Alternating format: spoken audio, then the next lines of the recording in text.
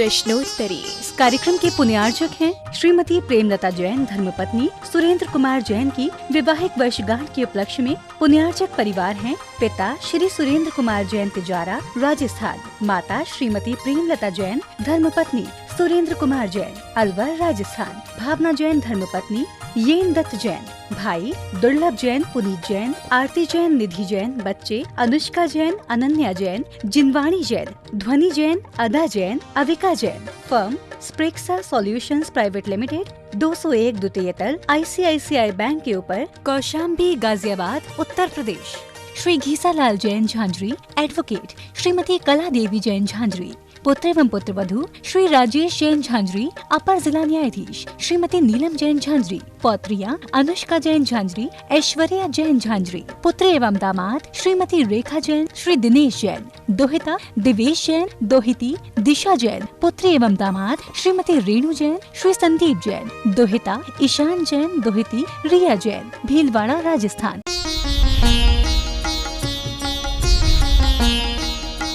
सुधा प्रश्नोत्तरी। नमोस्तु गुरुदेव। ज्ञान देह के साथ नहीं अपितु निज की ओर स्वतंत्र होना चाहिए, तो फिर देव शास्त्र गुरु के प्रति ज्ञानोपयोग लगाने का क्या औचित्य है? पाप आदि संसार के कार्यों में लगाने की अपेक्षा ये अच्छा है, लेकिन आत्मदृष्टि से तो वह भी हमने कहा था ना कि सुपयोग 28 मूल गुण आदि पालन करना, शुभ क्रियाएँ करना, ये कोई हमारा उत्कृष्ट मार्ग नहीं है, ये मध्यम मार्ग है, ये मजबूरी का मार्ग है। और एक नहीं करने की अपेक्षा, नाना मामा की अपेक्षा काना मामा ठीक है। शुद्ध उपयोग में स्थिर नहीं हो पा रहे, इसलिए सुपयोग है। वास्तविक रूप से जो आत्मा में स्थित हो जाते हैं उनके लिए ये जो सारे शुभ क्रिया रूप गेय हैं, चाहे वो भगवान हो, चाहे गुरु हो, चाहे शास्त्र हो, उत्कृष्ट रूप का तो गेय वही है। हम गेय की तरफ न दौड़ें, हम गेय को जानने की इच्छा न करें, गेय हमारे ज्ञान में आ जाए। हम किसी को देखने की इच्छा न करें, वो खुद देखने में आ जाए। दो चीज़ें होती हैं उपदेश में, एक साध्य का कथन और एक समर्थ का कथन। यदि हम साध्य का कथन नहीं करेंगे तो तुम जो कर रहे हो इसी को धर्म मान लोगे कि बस हम धर्मात्मा हो गए ना, हमने भगवान का दर्शन किया, सब पाप छोड़ दिए, अब मैं महाव्रती हो गया। यदि हमें ये मालूम नहीं चल पाया कि महाव्रत से आगे भी कोई कार्य है, भगवान से भी बड़ा दर्शन है आत्मदर्शन, यदि हमें पता नहीं चलेगा तो हम भगवान दर्शन को ही अंतिम मान लेंगे। जैसे 363 मत मानते, प्रभु दर्शन हो गया, हमारा काम हो गया। जैन दर्शन कहता नहीं, प्रभु दर्शन तो एक मध्य की कड़ी है।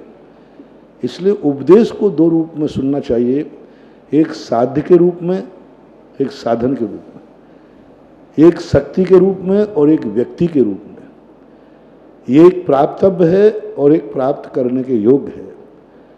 सारा मटेरियल कुंद कुंद स्वामी ने कह दिया, उसके बाद उन्होंने कह दिया जम सक्कई चमकी रही। लेकिन जब सक्कई जब कहना पड़ेगा, जब पहले पूरा कहना तो दो, पूरा सुनाएंगे तब कहा उन्होंने कि जम सक्कई चमकी रही। इसलिए उत्कृष्ट धर्म, उत्कृष्ट जो उपदेश होता है, सबसे पहले पंडित आचार्य जी ने कहा कि सबसे पहले सामने वाले को मुनि का उपदेश दो। अब वो सामने वाला कहा महाराज जी आप मुनि का उपदेश दे रहे हो, मुनि की बनने की हमारी शक्ति नहीं है, तो तुम्हारी जितनी शक्ति हो उतना करो, लेकिन माल तो हमें रखना पड़ेगा ना। यही तो सबसे बड़ी भूल हो रही है। व्यक्ति उतना ही उपदेश सुनना चाहता है जितना वो कर सकता है। परिणाम ये निकलता है कि आगे बढ़ने का विकास होता ही नहीं, क्योंकि उसको मालूम है कि आगे कोई रास्ता ही नहीं, महाराज ने बताया ही नहीं। महाराज ने तो इतना ही कहा कि भगवान के दर्शन करो, षडावश्य करो, पापों को छोड़ो, शुभ में आ जाओ, असुहादि गुणवृत्ति सुहे पवित्ति जहान चारितम। कितनी बड़ी बात कही। बद समझ गुत्ती बौहारा, बौहार ने जिनेन्द्र भणियम, ऐसा कुछ कहा है, बौहारने से कहे गए। हर व्यक्ति उतनी सुनना चाहता है। महाराज जी आप तो उतने ही बताइए, बस जितना मेरे, आप उतना ही भोजन बताओ जितना मैं खा सकूं। अरे भाई थोड़ा सा देख तो ले भोजन कितने होते हैं। यदि हमें इतनी मार्ग बताया जाए जितना मैं कर सकता हूँ, तो हम कभी विकास नहीं करेंगे, हमारा मन में कभी भाव नहीं आएगा। हम तो इसी को अंतिम मान के बैठ जाएंगे कि मैंने सब कुछ कर लिया, भगवान का दर्शन करके आ गया ना।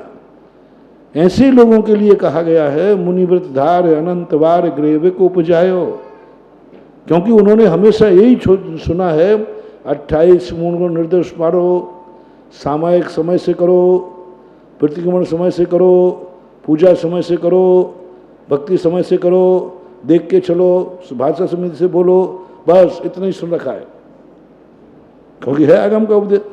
इसलिए बस अपने आप में सामायिक किया, बस हो गई ना सामायिक हमारी। अब उसके बाद क्या करना, गड़बड़ नहीं करो महाराज, अब हम फ्री हैं। आपने कहा था सामायिक समय से करो, हमने सामायिक समय से कर ली। अब उसके बाद थोड़ी कहा था क्या करना, उसके बाद तो चाहे हम सोवें, चाहे गावें, चाहे गप्पे करें, चाहे टीवी देखें, चाहे कुछ भी करें, आपकी सामायिक हो गई कि नहीं हो गई, आपका प्रतिक्रमण हो गया। ये इतनी बड़ी अज्ञानता भरी है। ऐसे ही मुनि, ऐसे ही विचारधारा वाले मुनि अनंत बार मुनि बन जाते हैं, लेकिन उनका कल्याण नहीं होता, क्योंकि उनकी धारणा बन गई आवश्यक समय पे करना है बस। और बिल्कुल उसमें कहीं दोष नहीं लगाएंगे, बिल्कुल आराम से 48 मिनट 1-2 घंटे बैठ करके ध्यान कर लेंगे, प्रतिक्रमण समय पे करेंगे, आहारचर्या में कोई दोष नहीं लगाएंगे, ईर्ष्या समिति चलेंगे, भाषा समिति चलेंगे, 28 मूल गुणों में कहीं दोष नहीं लगाते। और बस उसके आगे कुछ नहीं करना। अब उसके आगे क्या करना, आपको सामायिक हमने समय से करके दिखा दी।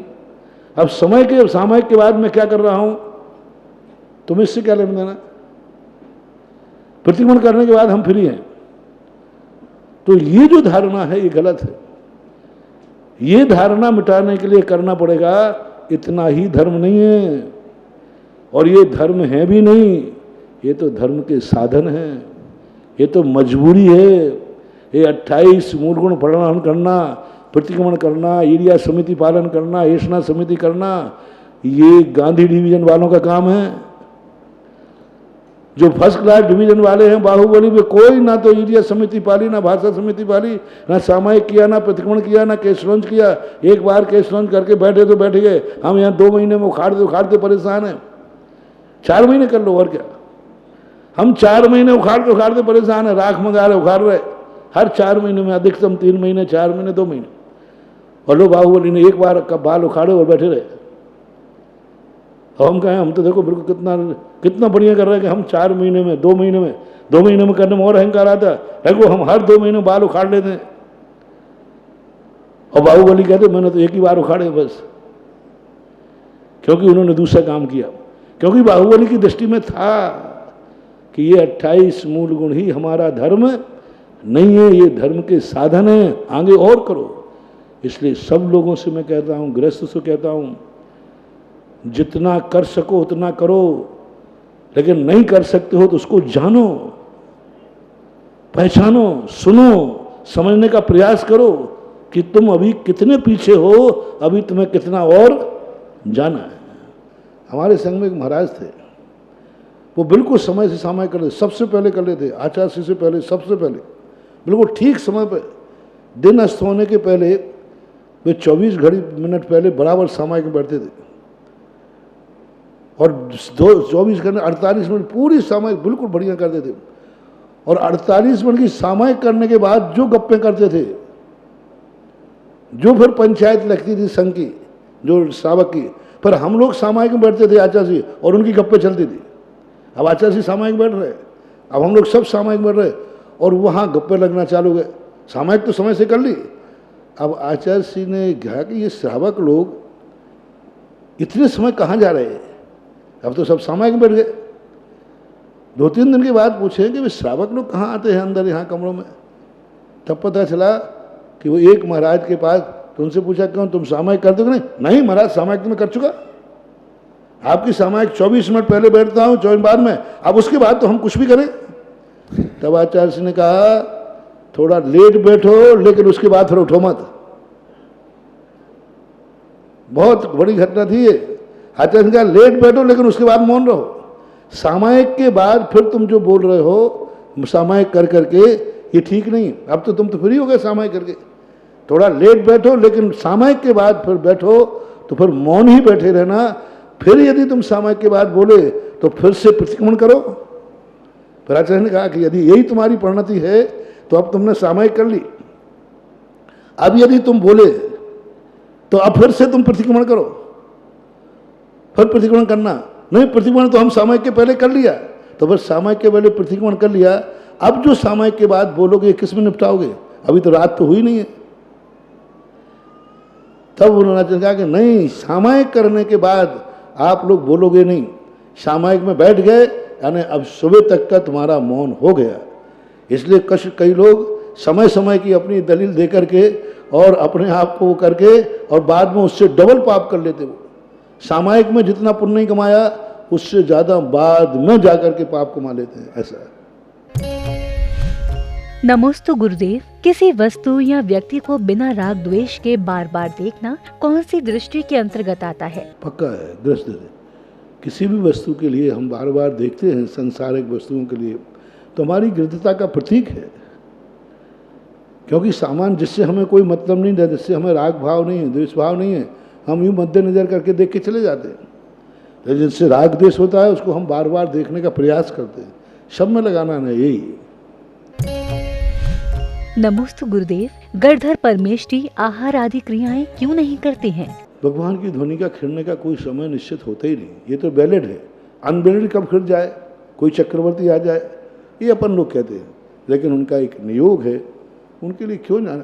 तीर्थंकर प्रदर्शन के लिए उठ गए बताने के लिए। अब गणधर परमेष्ठी की रिद्धियाँ ऐसी होती हैं कि जरूरत ही नहीं है।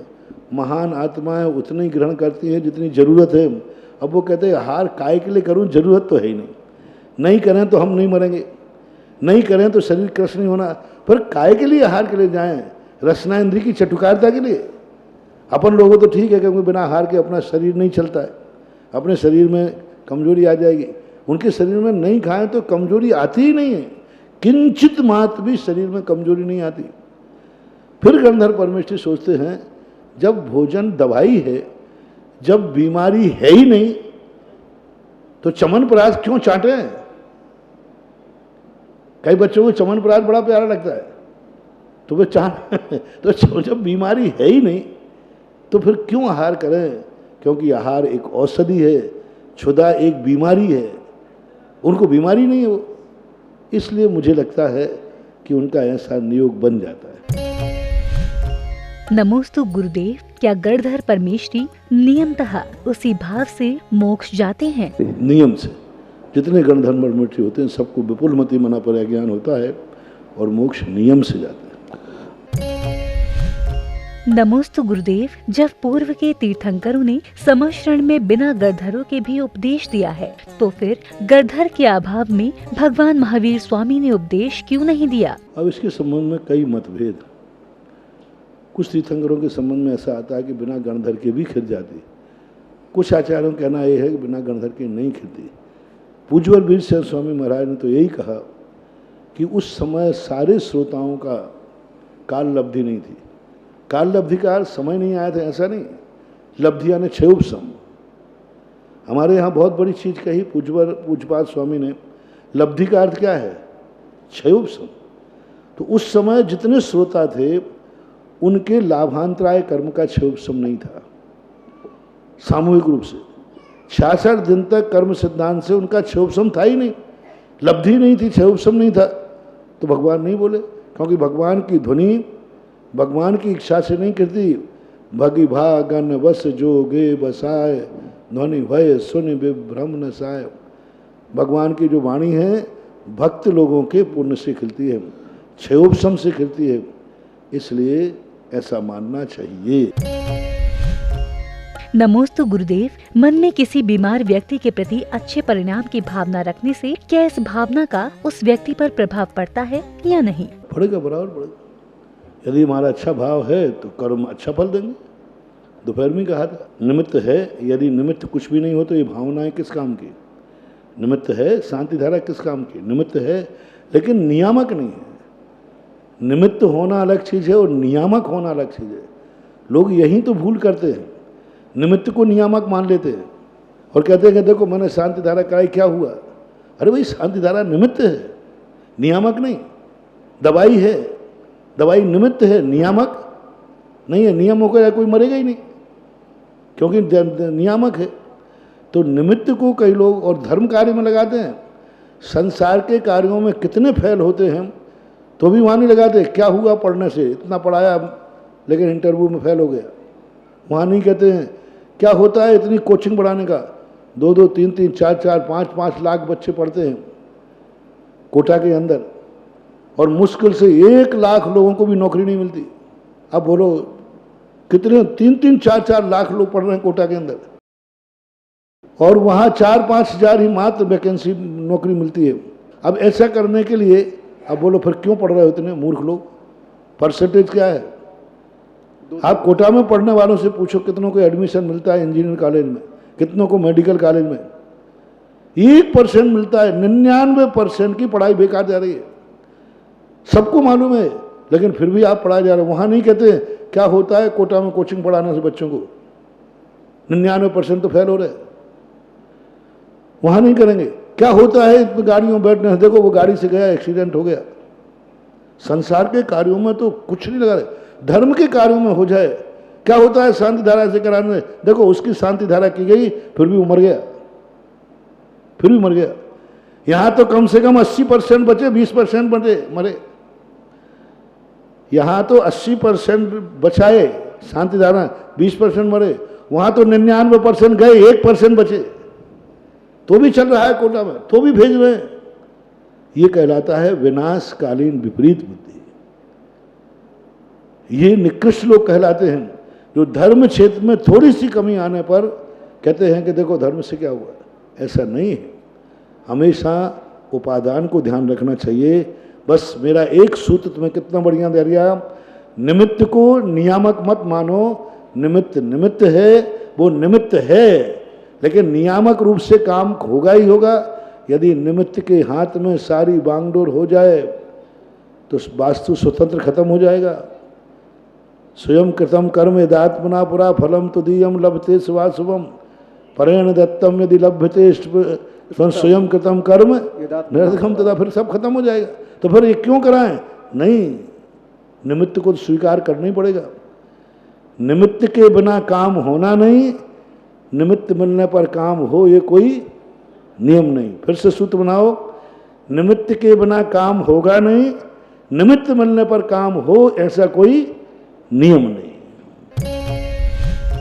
नमोस्तु गुरुदेव, क्या शुद्धोपयोग की अवस्था में भी आस्त्रव होता है? शुद्धोपयोग निराश्रवी लिया ईरियापत आश्रम में पूज्यवर कुंद भगवान, पूज्यवर वीरसेन स्वामी महाराज स्पष्ट रूप से कहते हैं सांप्रदायिक आश्रव से रहित है, क्योंकि सिद्धांतों में वही आश्रव निषेध है जो कसाय के द्वारा होता है, जिसमें कसाय से द्वारा स्थिति अनुभाग पढ़ते हैं, जिसमें एक पापी का आलम्बन लेना पड़ता है। वे संप्रदाय सब हे हैं, चाहे वो पुण्य हो चाहे पाप हो, क्योंकि उसमें स्थिति तो डालेगी कसाय ही ना, और कसाय अशुभ है, शुभ नहीं है। तो जब ऐसा धंधा करना जिसमें हमें डाकुओं का, गुंडों का सहारा लेना पड़े, तभी वो धंधा कर सकते हो। हमें पापियों का सहारा लेना ही पड़ेगा। तो आचार्य कहते हैं भले तुम पाप नहीं करोगे, धंधा पापमय नहीं है, लेकिन उस धंधे को करने के लिए आप पापियों की शरण में जाना ही पड़ेगा, उनको साथ में लेना ही पड़ेगा, नहीं तो नहीं जा सकते। तो जैनाचार्य कहते हैं कि वो धंधा ठीक नहीं। कुंद भगवान कहते फिर ईरियापत आश्रव के लिए शुद्ध उपयोग में ईरियापत आश्रव निषेध नहीं है, सांप्रदायिक आश्रव का निषेध है।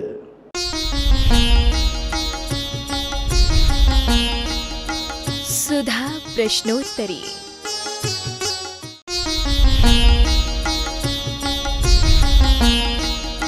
सुधा प्रश्नोत्तरी। इस कार्यक्रम के पुण्यार्जक थे श्रीमती प्रेमलता जैन धर्मपत्नी सुरेंद्र कुमार जैन की वैवाहिक वर्षगांठ के उपलक्ष्य में पुण्यार्जक परिवार हैं पिता श्री सुरेंद्र कुमार जैन तिजारा राजस्थान, माता श्रीमती प्रेमलता जैन धर्मपत्नी सुरेंद्र कुमार जैन अलवर राजस्थान, भावना जैन धर्मपत्नी येन दत्त जैन, भाई दुर्लभ जैन, पुनीत जैन, आरती जैन, निधि जैन, बच्चे अनुष्का जैन, अनन्या जैन, जिनवाणी Jain, Dhwani Jain, Ada Jain, Avika Jain. Firm Sprexa solutions private limited, 201 द्वितीय तल, ICICI बैंक के ऊपर, कौशाम्बी, गाजियाबाद, उत्तर प्रदेश। श्री घीसालाल जैन झांझरी, एडवोकेट, श्रीमती कला देवी जैन झांझरी, पुत्र एवं पुत्र वधू श्री राजेश जैन झांझरी, अपर जिला न्यायाधीश, श्रीमती नीलम जैन झांझरी, पौत्रियां अनुष्का जैन झांझरी, ऐश्वर्या जैन झांझरी, पुत्र एवं दामाद श्रीमती रेखा जैन, श्री दिनेश जैन, दोहिता दिवेश जैन, दोहिती दिशा जैन, पुत्र एवं दामाद श्रीमती रेणु जैन, श्री संदीप जैन, दोहिता ईशान जैन, दोहिती रिया जैन, भीलवाड़ा, राजस्थान।